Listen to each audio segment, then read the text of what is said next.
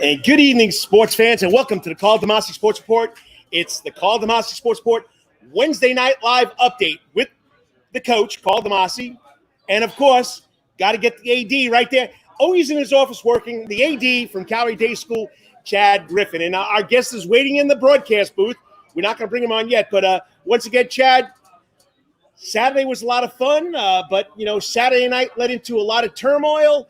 And we got to address this, and we got a person that was involved in the Savannah protest on Sunday, which we'll have him come in. I didn't know he did more than – I thought he just was a sports reporter, but this guy's a news reporter now, so we got to watch out what he's doing over there at the Savannah Morning News. But once again, great to see you, and hope this weekend was good for you with baseball.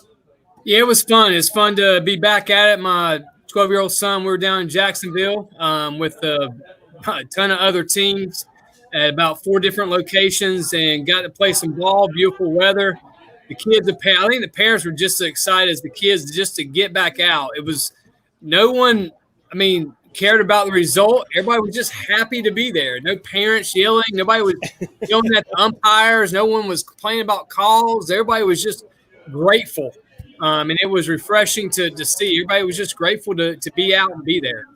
Yeah, I heard there was a lot of people out, a lot of people doing things, a lot of sports going on. We had lacrosse going on. We had soccer going on. We had baseball going on, softball teams practicing, so there was a lot of things going on. Now, were there any precautions that your son's team had to take down there in Jacksonville? No, honestly, it was like nothing had ever changed because, every state's a little bit different. So the Florida governor said, listen, no restrictions, no nothing. One thing that we did do is obviously we didn't kind of shake hands. They bumped elbows or bumped hats or whatever.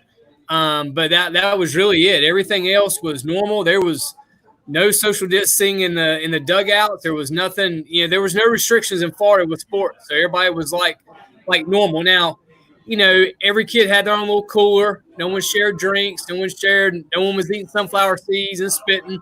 But that was really self-control. That wasn't more than what they had done. So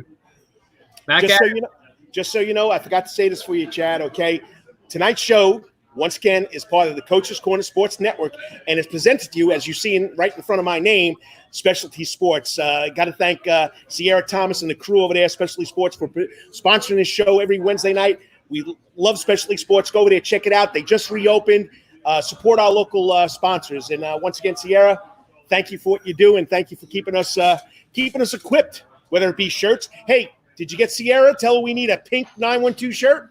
Well, that's what I was getting ready to text her. I just reminded when I saw the logo. I said, I got to tell Ciara about the medium pink or Georgia Southern blue shirt for the ladies basketball coach. Yeah, Anita Griffin Howard came on. Great show, great job. We had a lot of good guests on. Tommy Palmer, Anita Griffin, Matthew Osterman from.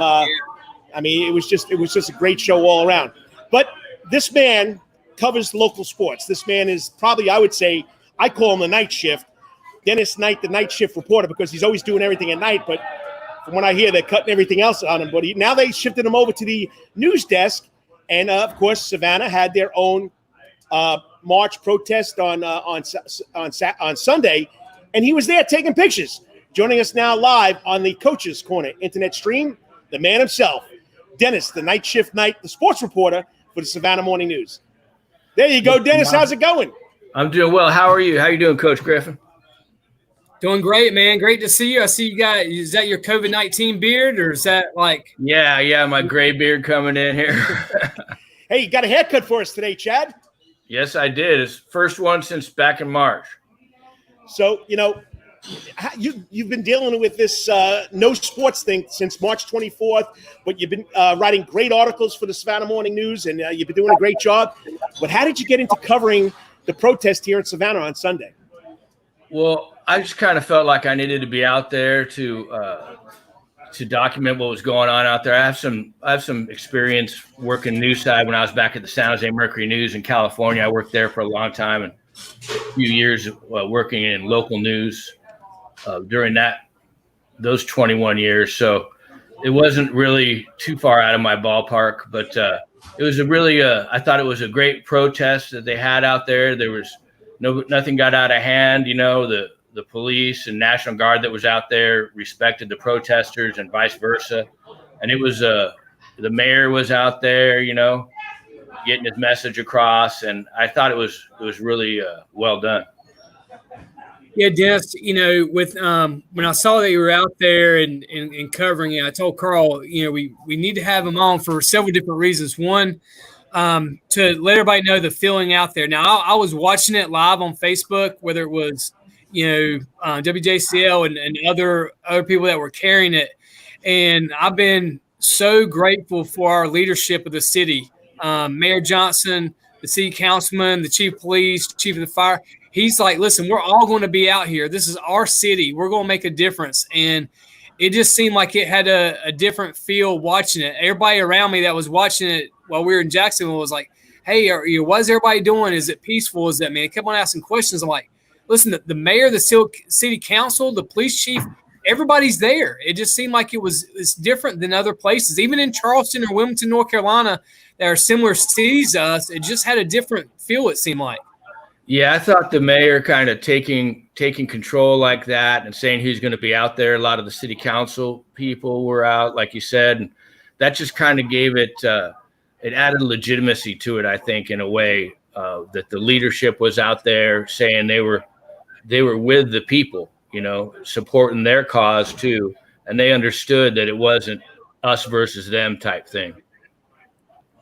Now, Dennis, I want you to go back to your time at San Jose Mercury. Obviously there's been, I've watched the news and the things that have been going on in San Jose. What's your thoughts about, what's going on out there compared to what you're seeing in other places? Obviously here Savannah's a different size than San Jose, but you're from that area. So what do you feel about what's going on back home for you? Well, yeah, I've been following it pretty close because a lot of my old colleagues are out there covering it. Some of the photographers, like Daisak Sugano had a great picture he took of a guy kneeling in front of all the police the other day. But it's just a much bigger city. It's kind of like Atlanta or something, compared to Savannah. So there's going to be a lot more people out there and a little bit more unrest type thing in a big city atmosphere like that.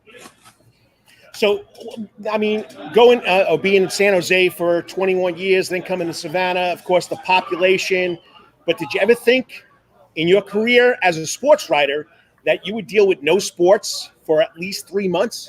Oh yeah, I could have never imagined that happening. I mean, since I moved here, I covered high schools at the Mercury News for like 10 years and never encountered anything like. Since I moved here, just the hurricanes and stuff will take things out for a couple of weeks. But this COVID crisis is it's on another level. And I don't think anyone really could have imagined what we've went through since March with all of this. Now, being a sports reporter, okay, you see a lot of athletes. You see Caucasian athletes. You see African-American athletes. You see Asian athletes. You see European athletes. When you see these athletes, Dennis Knight, do you see colors? No, I mean, beyond what you see with your eyes, but I think sports brings people together like that a lot, especially when they're in the locker room together, and it really can be a teaching moment for kids too. Let's say someone comes from a all white neighborhood and they have their first black teammate, and they can realize that everyone's the same on the inside, And that's the one thing sports really does is bridge those gaps and can bring everyone together. I think that's one of the great things about sports.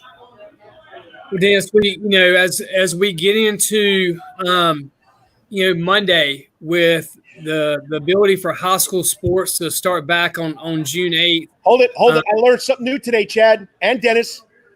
Giza and Skiza started on Monday. Oh, they did. Yeah, I didn't know that either. I talked to Antoine Turner today. They started on Monday, Chad. Didn't know anything about it. Neither did I. So go ahead. Georgia High School starts Monday. Yeah, so with Georgia High School starting Monday on June 8th, in obviously different schools are starting some different dates, and I completely understand why Chatham County is backing their date up. I mean, you have a lot of Metro Atlanta schools that are doing the same thing.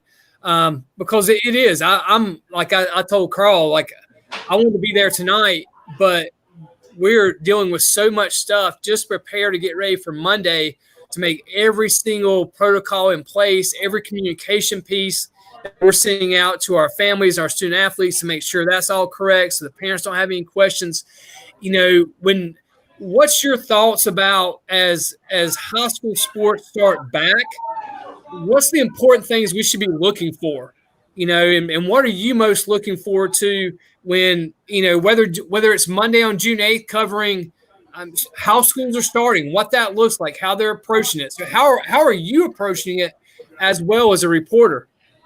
Well, yeah, I think it's going to be a whole new world as we get into this for this upcoming season, especially in the fall here, if things continue along with the COVID crisis.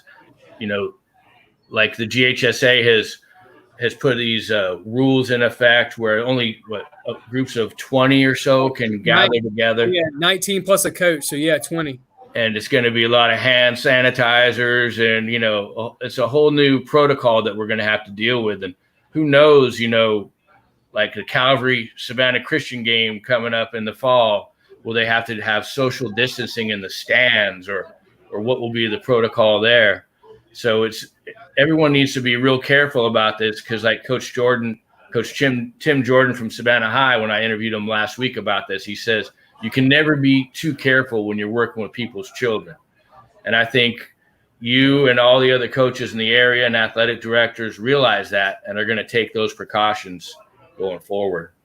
Yeah, I mean, I think that's the biggest thing we've all talked about as coaches and athletic administrators is like everybody's so gung-ho to get back, but you also got to realize that, these student athletes, there's some that's been trained, there's some that's been doing it on their own, but I mean, honestly, majority of them, probably half of them, it's going to be their first time back out. And so you got to really be cautious of how you restart your student athletes. It's basically going back to, spring training and just basic stuff. It can't be full go because, you got to pace them out to get them ready as well. And one with the way things are put in, you almost don't have a choice, because you can only have, especially from a football standpoint, you can only have one football group at a time on campus at a time.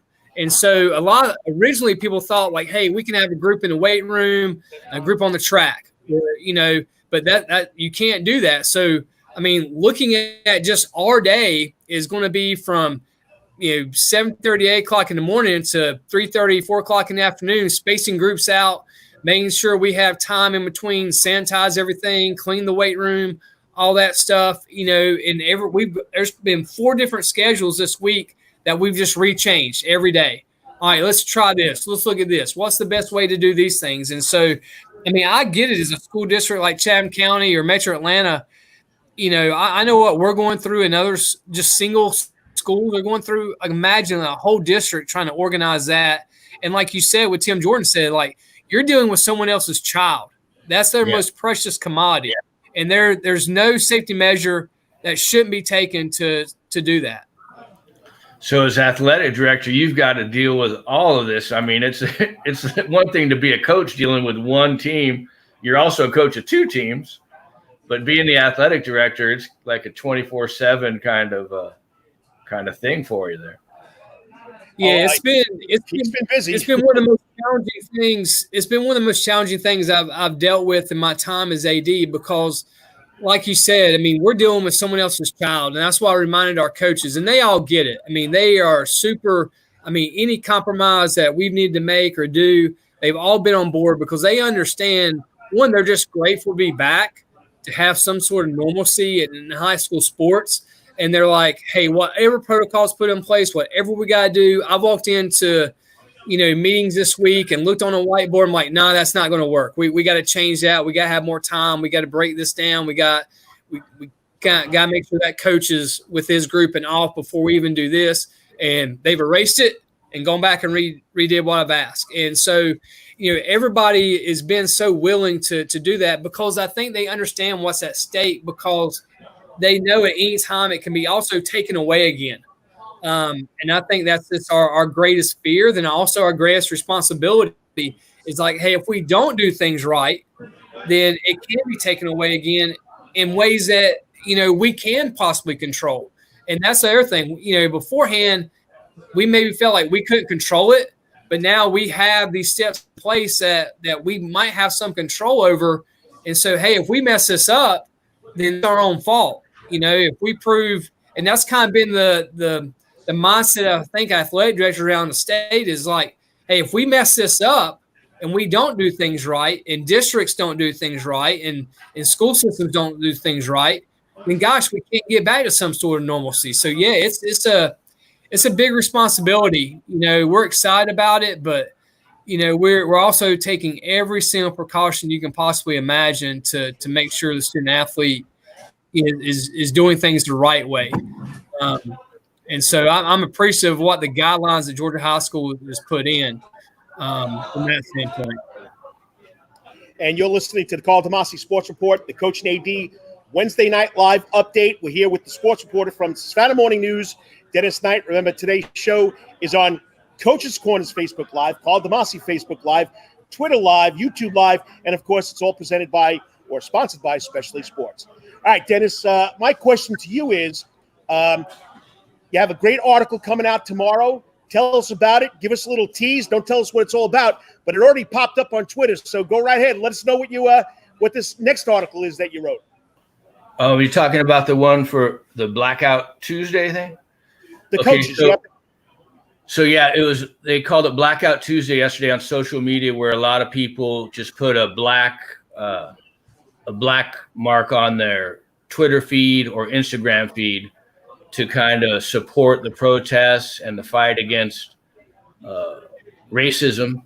And they were kind of asked to not tweet out anything about themselves or anything else and kind of reflect upon in support of what's been going on in our country the last few years, a few months, well, a few years too, actually. But so I talked with Brandon Lindsay, the Johnson athletic director and Johnson girls basketball coach, very well known in our sports community here. And he was really gave me some good quotes and stuff. And he was saying that he's 38 years old, and he said he remembered in elementary school burying one of those time capsules at a school as a project. And he said, I would have never imagined, the things that they went through back then, we'd still be going through them today in 2020. And he was just, he was almost emotional talking about it, that a lot of things haven't changed, although we kind of act like they have, but they remain the same in our country and have for years, And I talked to Lenny Williams, and you know how Lenny is. He's a fiery guy, and he's been really vocal about it on his Twitter feed, talking about all this. So he had some good things to say. And then I reached out to Thomas Tedder, who's now down at the defense coordinator at Brunswick High for the football team down there. He coached here at Johnson, Jenkins, and New Hampstead, and now he's down there where the whole Ahmaud Arbery thing went down back in February, and it took 73 days, I believe, before any arrests were made in that case, which is absolutely just flabbergasting, And anyway, so Coach Tedder talked a little bit about that and how he tries to talk to his athletes about the situations they'll have to deal with in their lives. Well, Dennis, you make a great point, Dennis, and we actually talked about it today. I think what you're gonna see is, like you said, sports is one of the most unifying things that we have in this country and in this world. Like you look at the World Cup, for instance, or any major Olympics, any major national event, it is such a unifying thing. And I think that's what the great thing about sports is, that field sees no color. It sees athleticism, it sees character, it sees hard work, it sees integrity. But for all these schools, and these people, and these kids that have to come together, play together, and do all these things is such a huge ordeal. And it's going to be, I think it's going to be great for coaches to be able to have kids back on campus, to be able to be real and have these real conversations about, the sanctity of life, how we treat each other, how we care about each other as human beings. That's what's bothered me more than anything else, is just the lack of sanity for life about another human being. That's just what just is absolutely through these events I look at. It's like, this is another human being that God created. We all created in his image, and we can't sanctify this. We can't make this vitally important. That's been the most distressing thing to me at all. And that's why I'm looking forward to, because coaches are such great mentors. We have such a great stage coming up in the next couple of months to impact lives for the right reasons and do things for the, that's what team sports is about. It's never about self. And if we can continue to drive home those things and have people understand, what this young man is going through is different than what this young man goes through each day, and having respect and understand that as they're playing together, that's what makes sports so great. And I think people can sometimes easily forget about the life lessons that go into athletics. Yeah. It's a chance to see, you can tell the kid, put yourself in your teammate's shoes in a way, and understand the kind of the life experiences he has that you might not have, and it's great for kids to be able to find out those things through sport and through their teammates and teams and from their coaches. And all these coaches I talk to, that's the most important thing for the coaches that I talk to is not winning. It's having an impact on the kids' lives and helping them develop to be good people who have a good impact on society in the future. And that's what our job is. We're here to teach them what's right, what's wrong. And you know what? In all my years of coaching, and I never had to sit down and separate different groups and tell them about what's right and what's wrong and how we treat each other. They just did it automatically. And I coached at Groves High School for 6 years, and 80% of my team was African-American. But you know what? The other 20% didn't see African-Americans. They saw their brother going to battle, working hard, blood, sweat, and tears every day at practice for one common good. And I think Chad Lunsford from Georgia Southern said that, and Sean Quinn said it from Savannah State. It doesn't happen in the locker room. It doesn't happen in sports. You don't see different races or different nationalities bickering or going at each other when it comes to them coming together as a group. And Chad, you are right. We're human beings. We're human beings, and we got to learn how to treat everybody as human beings. And that's been the problem since who knows when, Chad. We can go back and search the Bible. We can go back and search history. People being, enslaved for what? Because of their religion, because of their beliefs or their color.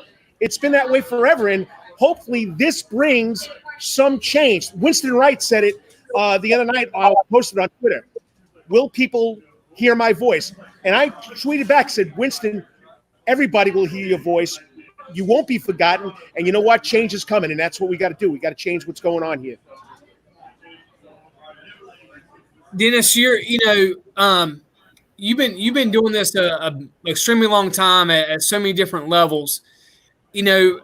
How influential, or what are some influential moments that you've seen in sports over your time, whether it's covering high school athletics or whatever, that you can go back to and go, you know what, that's an impactful moment. That right there, that scene, that time, this point is a game changer for society. Well, after the 9/11 thing happened, I remember covering the first games back after that, and it was just you could see the whole country came together at that time, and you'd see teams that battling out on the football field, but then come together afterwards and pray and just talk about what had happened. That was a pretty big, impactful moment, as I recall, and just seeing how after big games or something, when teams come together and pray, that kind of thing, and you realize it's about more. It's kind of like the journey of playing on the team. Once you're done fighting it out with your opponent. You can be friends and that kind of thing. Those are the moments that I kind of like to experience and write about. Well, you're going to have a lot to write about the next couple of weeks to go find out how these coaches are dealing with keeping those kids separated and dealing with the issues that we're facing right now, because you know it's going to come up. So now you put that mask on, Dennis, just not that gray beard. And I got a few of them. They sent them from the newspaper. They sent us like 6. Plus I have a couple cloth ones my wife gave me, so I'll be ready. Chad, you got anything else for the night shift? No, man, he's always great. I just wanted to get his take on being down there, at the protest the other day, and the vibe that he saw was the same that I think everybody else felt from the city of Savannah. I was sitting there, in Jacksonville, and there were people from all over watching my phone, what's going on in Savannah. They're like, man, it seems so different than what's going on in maybe my town or even in Jacksonville that night. We're in Jacksonville, in downtown Jacksonville, the protest, and then some rioting broke out, really people that weren't from Jacksonville. And they were like, man, that's just different. And I said, well, it's because the leadership in Savannah said, I'm coming out. I'm marching with you guys. We're going to talk about this. We're going to have a voice. It was just different. And I understand it's not the size of Atlanta. I mean, because I've listened to the mayor of Atlanta speak, and I mean, her passion and what she was trying to do and what she's still doing is unbelievable. And I understand there's different levels, but I'm so grateful for what Savannah's doing and how they're handling it. And the leadership in Savannah is just doing immeasurable things to keep this city the way it should be. I agree. Hey, Dennis, I'll talk to you around town, and we'll see you. And I might see you at that signing on Thursday. Okay, we'll do. We'll see you later, Coach. Thanks. Appreciate it, Dennis. Okay, bye-bye. I mean, just a great guy. He loves what he does, and he does a great job. And they asked him to go cover, and he wanted to go cover the protests in downtown Savannah. Hey, he knows what he's doing. He's been doing this for a long time. And another good story will be in tomorrow's Savannah Morning News or online. Check it out, because Dennis Knight knows his sports and knows about life. Yeah, I think it helps. It'll give people perspective. I think at times we as society just lose perspective on things. We get caught up, obviously, in self. We get caught up in what's going on in our lives. And, this is a great time of reflection. It's a great time to really look at, hey, what are our core values? What should we be really every day challenge ourselves to be? We talked about this to our coaching staff the other day. Your job starting Monday is not just to train athletes. It's to train them in life, train them to understand the sanctity of life and the importance of it and how valuable it is and what that person to the left and right really means to them as a human being. And that's your challenge. I could care less right now what we go out and train and do and weights we lift and running we do. Like, handle that first. Let's do that first. And all that other stuff will take care of itself. But if we're not preparing kids for life and realities of life and having people understand, what each other is really going through and what they face on a daily basis, then we're not doing what we're called to do. And nope. You do this, Karl. I mean, this is really, it's why we're all in this. It's why Dennis does what he does, why everybody that's associated with athletics is really in it. They're in it for the relationships, and they're in it to impact lives. And so we got a great opportunity in front of us starting Monday. And remember, it's not all just about the X's and O's. It's not all about how much weight you can lift or how fast you can run. It's about learning life's lessons. It's about getting along with another person, another human being, no matter where they're from or what color they are, and making the common goal is to work together to succeed as a team, to succeed in life as human beings. And that's what it's all about. And hopefully us as coaches can get that through to our athletes coming up. While you guys on Monday, I don't know how long it's going to take before I get to see my girls, but we'll be definitely doing the same thing. And I know you're still sitting in the office. You've been there probably for 12 hours. I know there was a miscommunication. I just wanted to see how the setup works out, Chad, because that's good. I'm not sitting outside in 95-degree weather. This is where we're going to have to be doing the show. We got lights. I mean, just a great thing. And got to thank the other Coach's Corner show on the Coach's Corner Sport Network, Grubbin and Grubbin. Hey, you love NASCAR? Hey, Brandon Baines and Dan Foles does a great job. I sat here for half an hour, amazed at the excitement. Little adult beverages, which I can't do here because I am a teacher, driver's ed teacher, and you're a man, a leader of a school. But they were having a lot of fun doing it. That's what it's all about at Coach's Corner. All sports, all time, food, fun, and let's get together and enjoy each other. Hey, they released the list for Friday and Saturday night. Who's going to be live in the Sound Garden? We got trivia going on right now in the Sound Garden. Tomorrow night we got a fundraiser for Danny Merritt running for I think District 1 political office. Friday night it's an evening with Jason Courtney and I don't know who the other guy is, but right now it's Jason Courtney Friday night. And on Saturday night, Back in Black. You know what cover band that's for, right? Oh, yeah. Yeah. Who? Little AC/DC. Yeah, AC/DC. Now, I would come with you, Chad, but the last time I came here, this old guy, my ears were hurt. Well, we have to sit about 30 feet back than where we were. I think we were just a little bit too close to the speaker system. So I think when we started to go back a little bit farther, closer to the door, I started getting my hearing back and could understand things. But it's definitely live and loud in the Sound Garden for sure. Okay, it's Jason Courtney Friday night and Jared Wade. You have to go to Eventbrite to get a ticket. It's $10, first 100 people, or you can get tickets if they have them at the door. And the same thing on Saturday night. Who did I say it was? Back in Black. Same thing. Go to Eventbrite to get your tickets. All right, Saturday show. We're going to kick it off with a former Savannah High Bluejacket, all-world, went to UAB, University of Alabama, Birmingham, the Blazers, made a name for himself, went overseas. He's back in town, Chris Coakley. I'm excited about that one. Oh, without a doubt. I was reading up on him today, and man, what a great journey that he's on, and opportunity that he's going to get to go play. And I just we got a lot of things we want to ask him to get into from a culture perspective, what he's most looking forward to going over there, and then just his journey from here Savannah to UAB now is going to be just a great opportunity to talk to Chris.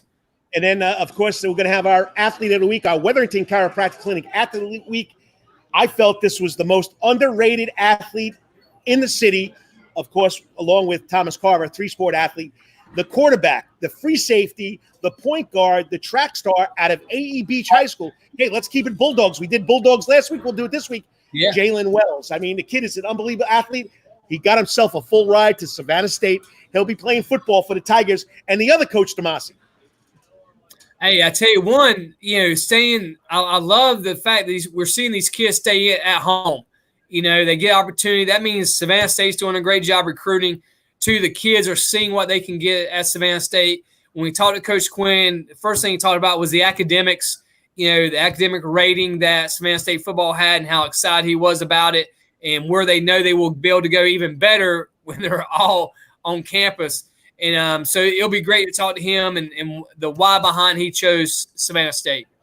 And the last guest, just like Stephen Elmo Weeks, this man was a columnist for a long time. Stephen Elmo Weeks chose another profession, while this young man, like me, he chose to go over to WTOC and be a special reporter. Now he does the mid-morning break show with our man Ken Griner, who gave up the sports mic also. So we got two former sports reporters, two guys that love the world of sports, but we're going to bring on Tim Guidera from WTOC. I mean, you want to talk about a man that knows golf, knows baseball, knows about life and relationships. I'm excited about it because we'll have Tim Guidera on to end the show on Saturday. Yeah, Tim's just one of those guys that you look forward to because it doesn't matter what subject you bring up or what topic you want to go to. You can bounce around about 3 or 4 different things with Tim, and he's going to have it covered from lifestyle to sports to what's going on in social injustice right now. And so we got a great lineup once again, man. We'll be live in the Sound Garden Saturday morning. That's about it. I know you want to get out of there. It's been a long day. Appreciate you coming on. And once again, we'll pick this up on Saturday morning from 9 to about 10:30. If everything goes right, we don't have any glitches like we did with Tommy Palmer last week.